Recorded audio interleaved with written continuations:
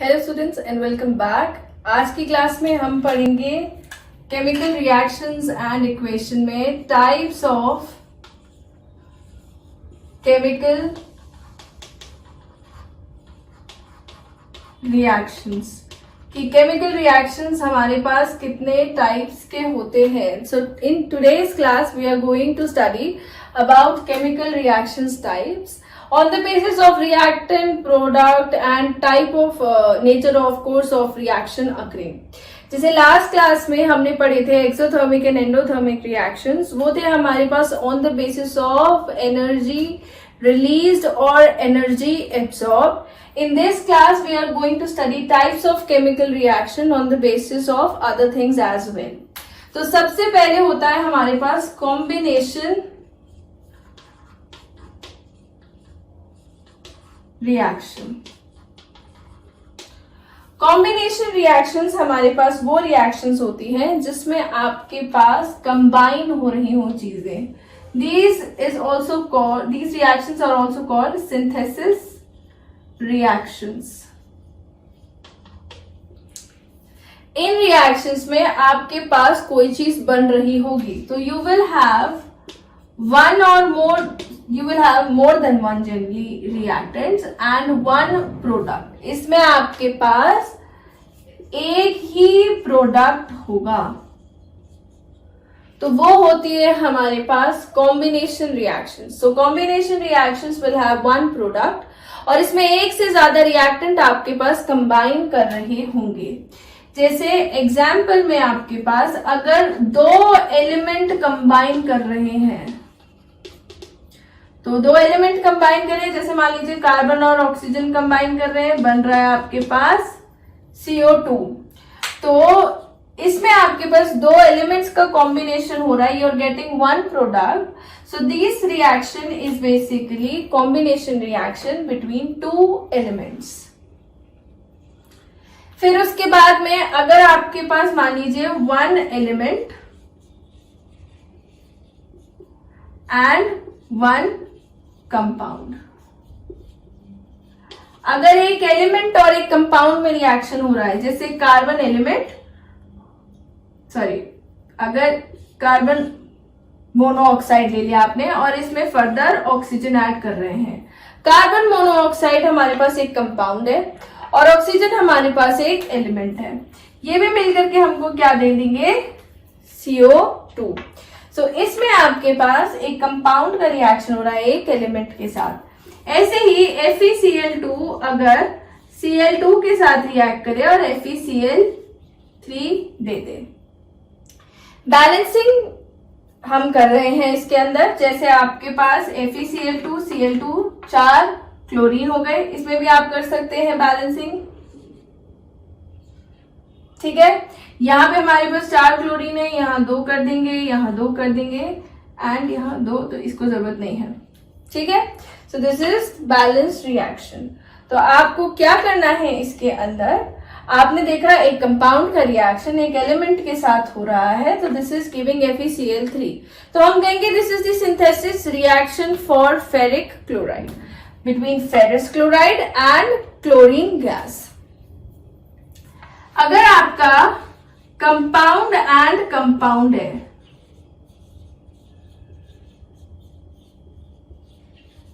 अगर कंपाउंड और कंपाउंड में देखें हम, जैसे मान लीजिए आपके पास कैल्शियम ऑक्साइड है और आपके पास H2O है, ये क्या दे देंगे, calcium hydroxide. So this is a combination reaction between two compounds. इसमें आपके पास एक आपको कंपाउंड मिल रहा है by the reaction of two compounds, one this and the other one is this. ये जो रिएक्शंस होती है आपके पास कॉम्बिनेशन रिएक्शंस, ये आपके पास कैन बी एक्सोथर्मिक और एंडोथर्मिक, ये किसी भी तरीके की हो सकती है, एक्सोथर्मिक या एंडोथर्मिक, बट ज्यादातर करके ये हमारे पास क्या होती है, exothermic. This is like this is exothermic, exothermic, exothermic. तो ये हमारे पास जनरली एक्सोथर्मिक होती है, पर ये हो किसी भी तरीके की सकती है, एंडोथर्मिक भी हो सकती है। जैसे आपके पास नाइट्रोजन गैस जो एटमॉस्फेयर में कंबाइन करती है to give nitrogen monoxide. This is a reaction between nitrogen and oxygen to provide nitrogen monoxide, and this is a endothermic combination reaction. So next what we are going to do is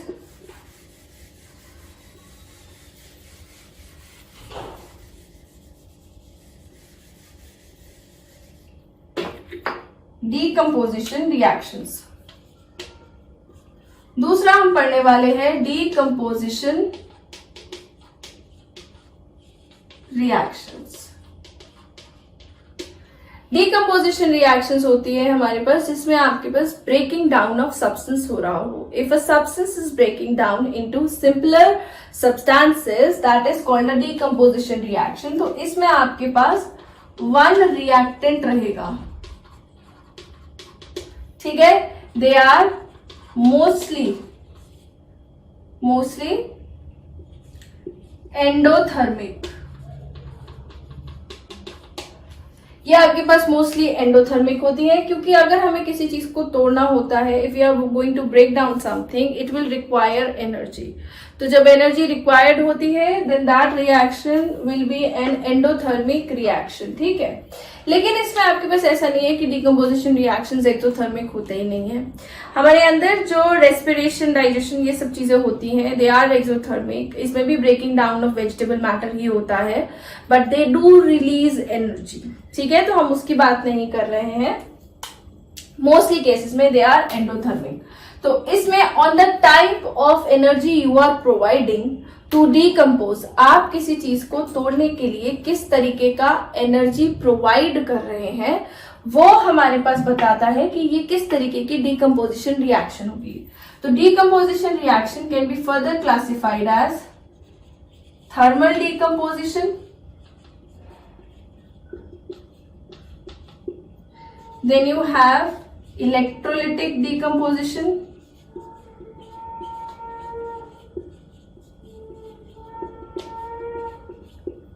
and the other one is photolytic decomposition. तो जहां पे आपने energy in the form of temperature दी है, यानी कि आपने सिर्फ हीट प्रोवाइड करी है, you are providing heat by the raise of temperature, that is your thermal decomposition. तो जैसे कैल्शियम कार्बोनेट है, इसको अगर हम कैल्शियम ऑक्साइड और CO2 में तोड़ना चाहते हैं तो हम टेम्परेचर प्रोवाइड करेंगे और ये डेल्टा का साइन लगाएंगे. ऐसे ही लेड नाइट्रेट को अगर आपको तोड़ना है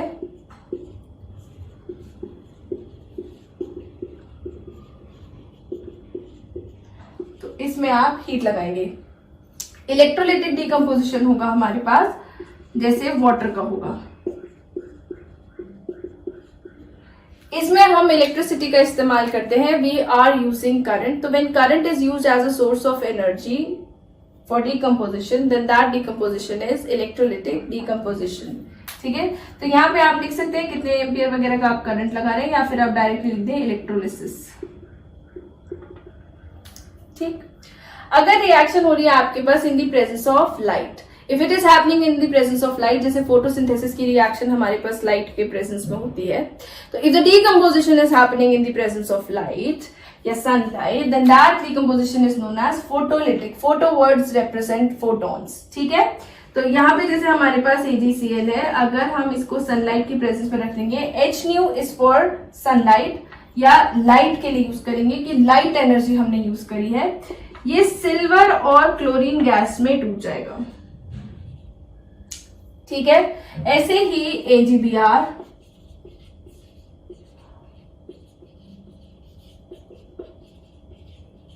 ये भी आपके पास सिल्वर और ब्रोमीन में टूट जाएगा. तो ये रिएक्शन हमारे पास जो ये डिकम्पोजिशन हो रहा है, it is happening in the presence of sunlight. That is why this reaction is photolytic decomposition. तो decomposition में हमने क्या पढ़ा है, you have one reactant and more than one products will be there. Breaking down of substance is happening. Mostly endothermic, can be exothermic as well, but बहुत कम examples हैं उस चीज के.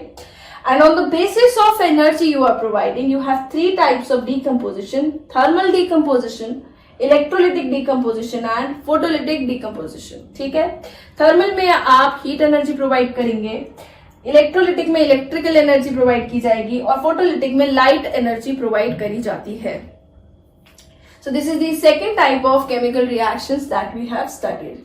Now moving on to the third type of reaction.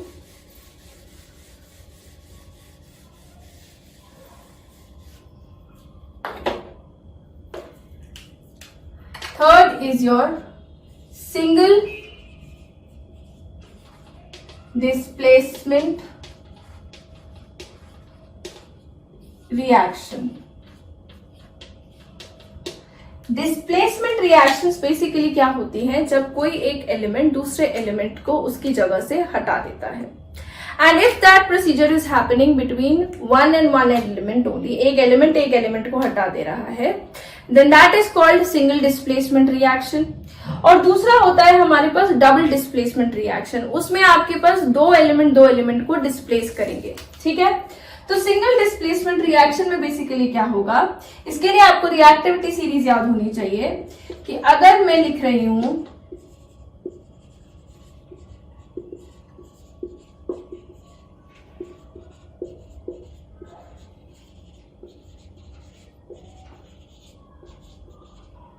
ये elements, तो जो सबसे ऊपर है वो सबसे ज्यादा रिएक्टिव है, जो नीचे है वो लेस रिएक्टिव है, और down the group down the series reactivity decreases. तो ऊपर आपके पास ये इंक्रीज कर रही है। ठीक है, तो सिंगल डिस्प्लेसमेंट रिएक्शन में मोर reactive element will displace less reactive element from its salt. जो आपके पास ज्यादा रिएक्टिव एलिमेंट है वो लेस रिएक्टिव एलिमेंट को अपने सॉल्ट से हटा देगा। ठीक है, तो फॉर एग्जाम्पल जैसे मान लीजिए हमारे पास है कि मेरे पास है Fe और मैंने दिया उसे CuSO4 के अंदर, तो मैं देख सकती हूँ iron is more reactive than copper, so this iron will remove this copper from its salt solution. तो हमारे पास ये बन जाएगा FeSO4 एंड कॉपर। और इस चीज को हम एक कलर चेंज की तरह भी देख सकते हैं। अगर मेरे पास एक टेस्ट ट्यूब है, उस टेस्ट ट्यूब में आपके पास ब्लू कलर का कॉपर सल्फेट का सोल्यूशन पड़ा हुआ है, copper sulphate is blue coloured solution. ठीक है, अब हम उसमें ब्राउन कलर का नेल डाल देते हैं, आयरन नेल। ठीक, तो इसमें क्या होगा, धीरे धीरे इस आयरन नेल से आयरन रिलीज होने लग जाएगा और वो इस कॉपर को हटा देगा from this copper sulphate solution. तो FeSO4 हमारे पास बन जाएगा which is of greenish colour, light greenish colour होता है, और कॉपर के जो रेसिड्यू है वो इस नेल पे सेटल होना स्टार्ट कर देंगे। So in this reaction more reactive element is displacing the less reactive element. This is the reactivity series of metal. इसी के अकॉर्डिंग आपके पास डिस्प्लेसमेंट होगा, लेकिन जरूरी नहीं है कि ये मेटल में ही हो। जो आपके पास ज्यादा रिएक्टिव अगर नॉन मेटल है वो भी लेस रिएक्टिव नॉन मेटल को डिस्प्लेस कर सकता है। ये हमारे पास होता है कटायनिक डिस्प्लेसमेंट। इसमें कटायन डिस्प्लेस किया है मेटल ने, तो मेटल भी कटायन बनाएगा। तो इसमें cation is displaced by some metal, तो दिस इज कटायनिक डिस्प्लेसमेंट। अगर मैं लिखूं NaBr plus Cl2, it gives NaCl plus Br2। Balance मैं हर जगह नहीं करती हूं, पर इसका मतलब ये नहीं है कि द रेशो इज इनकरेक्ट या फिर इसी तरीके से रिएक्शन चलेगी। ठीक है, सम रिएक्शंस आर बैलेंस्ड, आप अपनी तरफ से बैलेंस कर सकते हैं। तो यहाँ पे हमारे पास क्लोरीन ने डिस्प्लेस कर दिया ब्रोमीन को। इसमें Br क्या था, नेगेटिव आयन। ठीक है, sodium ion and Br negative ion. तो क्लोरीन ने ब्रोमीन को डिस्प्लेस कर दिया। This is anionic displacement. यहाँ पे इसने अनायन खुद का बना लिया और ब्रोमीन को डिस्प्लेस कर दिया। तो जो आपके पास मोर रिएक्टिव नॉन मेटल है वो भी लेस रिएक्टिव नॉन मेटल को डिस्प्लेस कर रहा है। So it is not always the case कि the more reactive metal will displace, बस आपके पास more reactive element will displace less reactive elements from its salt solution. ठीक है, तो this is single displacement reaction. जिसमें आपके पास एक एलिमेंट दूसरे एलिमेंट को डिस्प्लेस कर रहा है। Lastly we are doing double displacement reactions.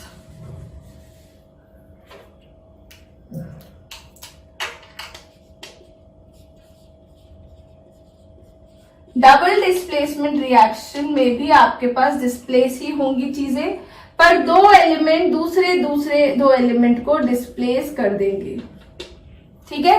Double displacement reaction में अगर मान लीजिए मेरे पास कोई एक कंपाउंड है AB और कोई एक कंपाउंड है XY, इनका रिएक्शन में करा रही हूं, तो A इस X को डिस्प्लेस कर देगा, B इस Y को डिस्प्लेस कर देगा, तो ये AY प्लस XB हो जाएंगे। ठीक है। इसमें कटायन A था, अनायन B था, ये इसके साथ अटैच हो जाएगा और ये इसके साथ अटैच हो जाएगा। जैसे फॉर एग्जाम्पल हमारे पास है, suppose we have BaCl2 plus Na2SO4। इसमें बेरियम 2 पॉजिटिव आयन है और Cl नेगेटिव आयन है। यहाँ पे हमारे पास सोडियम आयन है और सल्फेट आयन्स है। ठीक है। यहाँ पे क्या होगा, ये सोडियम इस Cl के साथ अटैच और ये बेरियम इस SO4 के साथ अटैच। ये एक प्रेसिपिटेशन रिएक्शन भी है क्योंकि ये व्हाइट कलर का PPT बनाता है। ये आपके पास वाटर में सोल्यूबल नहीं होता, तो ये सेटल हो जाएगा। इन दोनों का हम एक्वस फॉर्म लेंगे और सोडियम क्लोराइड वाटर के अंदर सोल्यूबल रहता है, तो ये एक्वस फॉर्म में ही रहेगा। आपने दो सोल्यूशंस लिए, उनको मिला दिया, आपके पास ये एक व्हाइट प्रेसिपिटेट बन रहा है। So this is also an example of precipitation reactions. Precipitation reactions are generally an example, a type of double displacement reactions. Double displacement reactions को हम मेटाथीसिस reactions भी कहते हैं। इसका एक टाइप सा हो जाता है हमारे पास precipitation reaction. So this is the precipitation one. ठीक है। दूसरा हमारे पास होता है neutralisation. Acid plus base give salt and water. जैसे HCl है, HCl NaOH के साथ कंबाइन किया तो ये बनाएगा NaCl एंड H2O। इसमें H पॉजिटिव आयन है, Cl negative, Na positive and OH negative. This Na positive is combining with Cl negative. This OH negative is combining with the H positive. तो यहाँ पे हमारे पास क्या बन रहा है, NaCl and H2O. So this is neutralization reaction and it is also an example of double displacement reaction. ठीक है। तो इस क्लास में हमने पढ़ ली है आपके पास ये 4 टाइप की chemical reactions. This chapter is over here, types of chemical reactions. तो प्लीज आप इसके क्वेश्चंस को जरूर से ट्राई करें। The questions of the book are as a homework for you guys. तो आप इसके क्वेश्चंस ट्राई करें। If you are facing any problem please contact me, you can ask me any time. तो please आप इसके questions को ढंग से करें। If you are having any doubts again you can ask me. Okay, thank you.